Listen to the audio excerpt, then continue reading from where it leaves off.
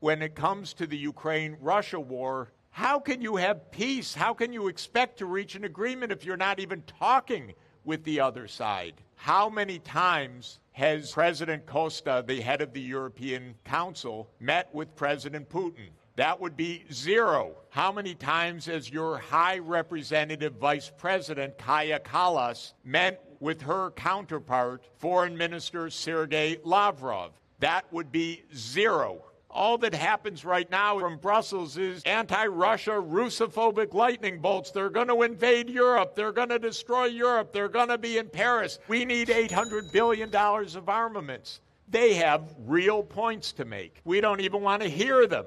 Everything is unprovoked violence coming from one side. This is false. In 1990, the United States and Germany said to Gorbachev, if you agree to German reunification, we will not move NATO 1 inch eastward. And you can see Hans-Dietrich Genscher, the German foreign minister, on video saying exactly this and explaining it.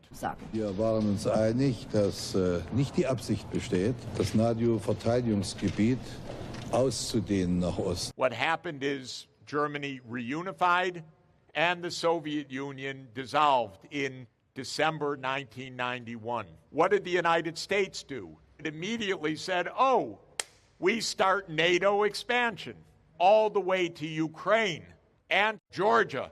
Russia didn't like that, by the way, because Russia said, we don't want the United States and its missiles and its military and its CIA and everything else on our border. And you know what? They're right. And the United States does not want Russia on our border, whether it's Cuba or Mexico or Canada and so on.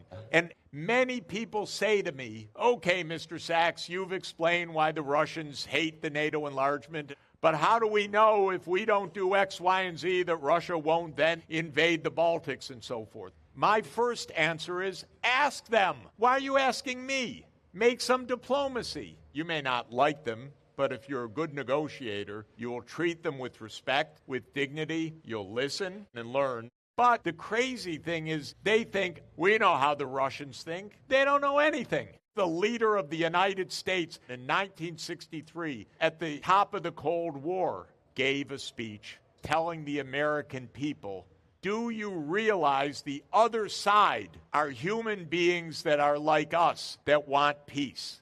And he has a section where he praises the Soviet Union for the incredible loss that they suffered in World War II. And the next day, Nikita Khrushchev got the speech. And what happened? 5 weeks later, they signed the Partial Nuclear Test Ban Treaty that had eluded both sides for the previous decade.